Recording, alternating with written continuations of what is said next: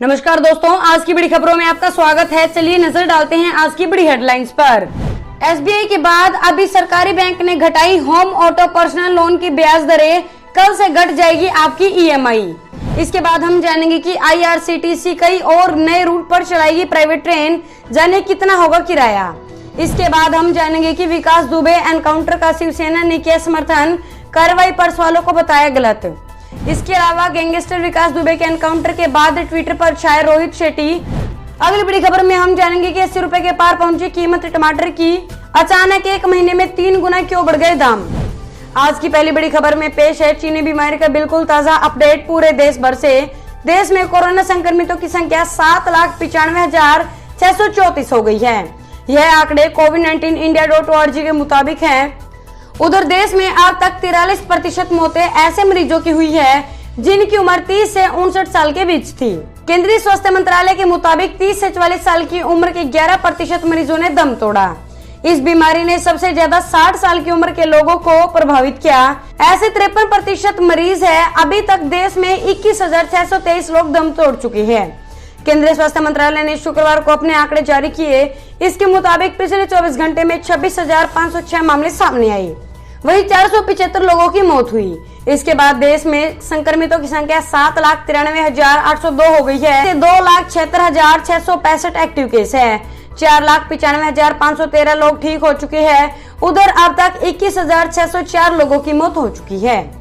चलिए बढ़ते हैं अगली खबर की तरफ। इस राज्य में सस्ती हुई शराब, सरकार ने स्पेशल कोविड फीस 50% से घटाकर 15% की। कोरोना वायरस के कारण शराब की खपत कम करने के लिए सरकारों ने लीकर पर कोविड स्पेशल टैक्स लेना शुरू कर दिया था। अब उड़ीसा सरकार ने शराब की एमआरपी पर स्पेशल कोविड फीस को घटाकर अब 15% कर दिया है, जो अब तक उड़ीसा में शराब की कीमत पर 50% का स्पेशल कोरोना टैक्स लगाया जा रहा था। इस टैक्स के जरिए 200 करोड़ रुपए की हुई कमाई। शराब की बिक्री पर स्पेशल कोविड-19 फीस की मदद से उड़ीसा सरकार को 200 करोड़ रुपए की कमाई करने में मदद मिली थी। उड़ीसा के एक्साइज विभाग ने कहा है कि शराब की अन्य राज्यों में कीमत को देखते हुए यह फैसला किया गया है कि पड़ोसी राज्यों की तुलना में उड़ीसा में शराब की कीमत का अंतर कम हो। इसलिए सरकार ने शराब के एमआरपी को रिवाइज करने का फैसला किया है। अब स्पेशल कोविड-19 फीस को 50 से घटाकर 15% कर दिया गया है। चलिए जानते हैं अगली बड़ी खबर। एसबीआई के बाद अभी सरकारी बैंक ने घटाई होम ऑटो पर्सनल लोन की ब्याज दरें, कल से घट जाएगी आपकी ईएमआई। एसबीआई के बाद एक और सरकारी बैंक यूनियन बैंक ने एमसीएलआर की दरें घटाने का ऐलान किया है। बैंक ने सभी अवधि के लिए एमसीएलआर दरें 0.20% तक घटा दी है। इस फैसले के बाद यूनियन बैंक की प्रमुख लोन की दरें 7.40% से घटकर 7.20% हो गई है।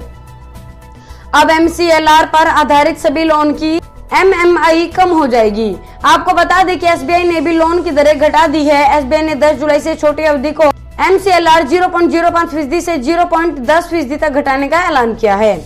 इससे पहले एसबीआई जून में ब्याज दरें 0.25% घटा चुका था।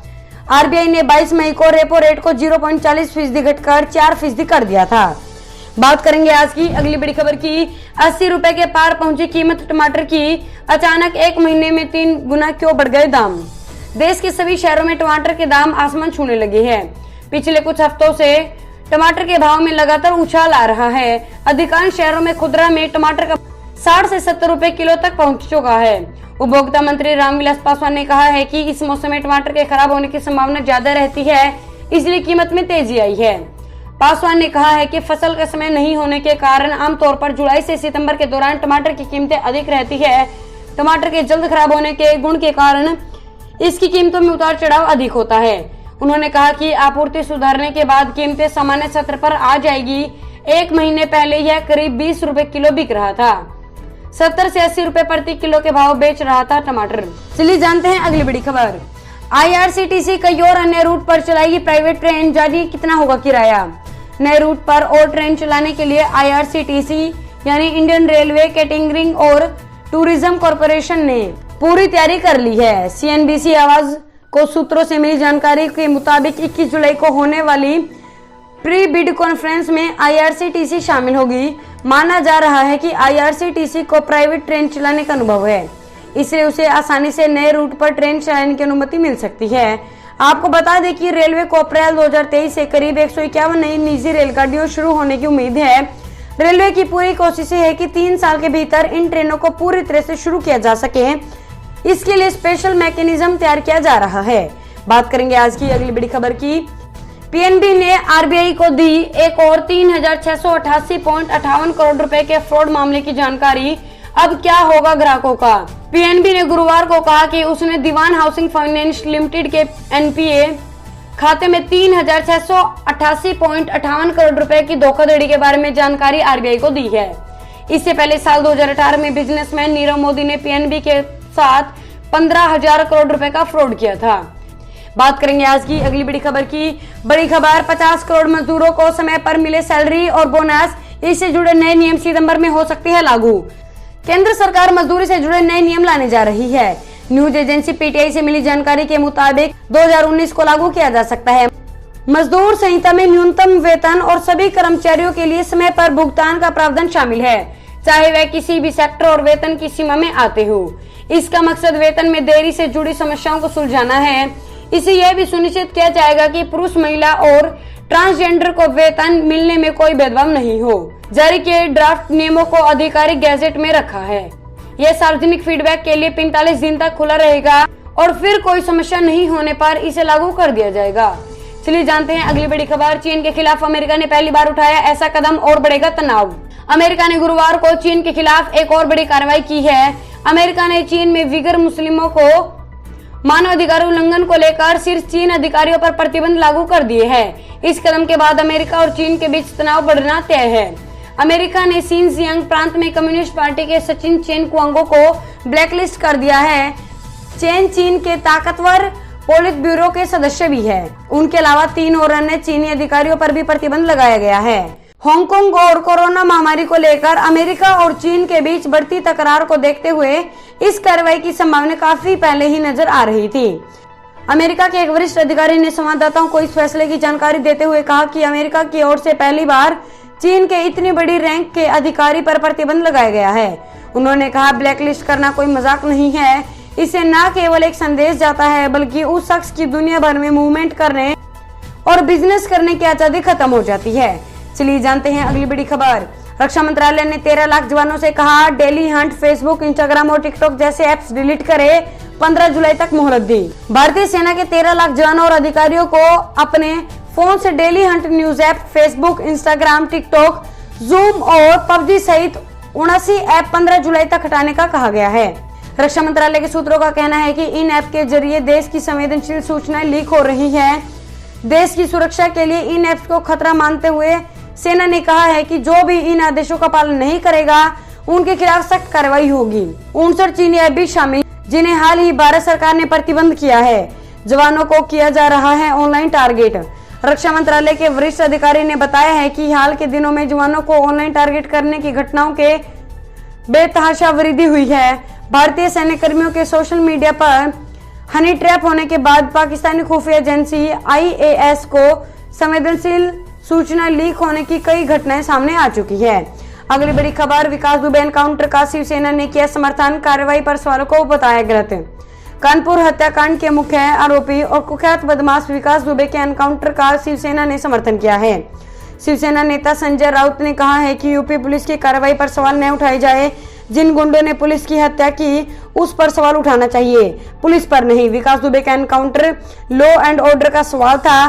बताते चले कि गैंगस्टर विकास दुबे कल उज्जैन स्थित महाकाल मंदिर में गिरफ्तार किया गया था, जिसके बाद देर शाम यूपी एसटीएफ की विकास की ट्रांजिट रिमांड लेकर सड़क के रास्ते कानपुर के लिए रवाना हुई थी।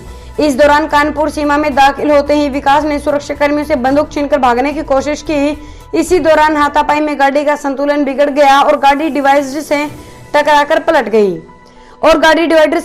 पलट गई। इसमें कई सुरक्षाकर्मी घायल हो गए।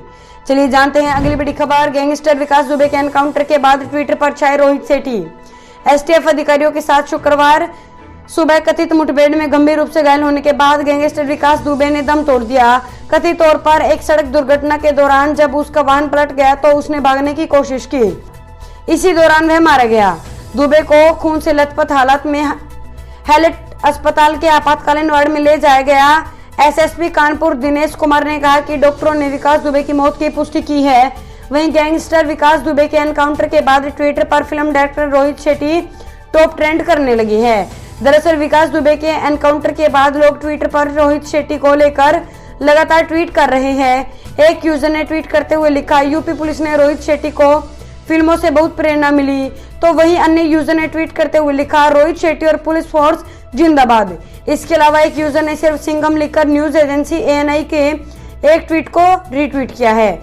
बता दें, रोहित शेट्टी पिछले कुछ सालों से पुलिस वालों पर बेस्ट कई फिल्में बना चुके हैं। बात करेंगे आज की अगली बड़ी खबर की। पीएम मोदी ने किया एशिया के सबसे बड़े सोलर पावर प्रोजेक्ट का उद्घाटन। दिल्ली मेट्रो को भी मिलेगी बिजली। प्रधानमंत्री नरेंद्र मोदी ने आज वीडियो कॉन्फ्रेंसिंग के जरिए मध्य प्रदेश के रीवा में स्थित 750 मेगावाट की सोलर परियोजना राष्ट्र को समर्पित की है।